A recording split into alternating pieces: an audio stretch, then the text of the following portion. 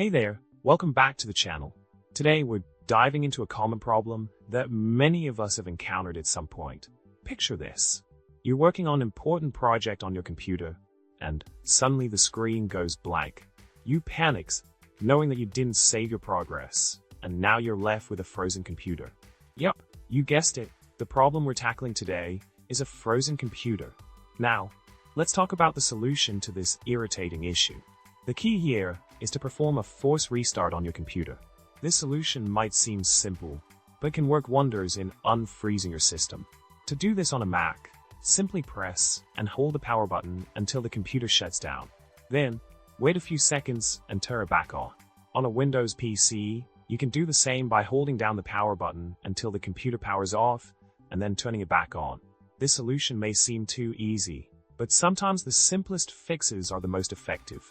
In addition to the force restart, another solution you can try is to check for any recently installed software or updates that might have caused the freezing issue. These new installations could be conflicting with your system and causing it to freeze up. By uninstalling or rolling back these changes, you might be able to resolve the problem and prevent it from happening again in the future. Remember, troubleshooting computer issues often involve a bit of detective work, but it's always satisfying when you crack the case.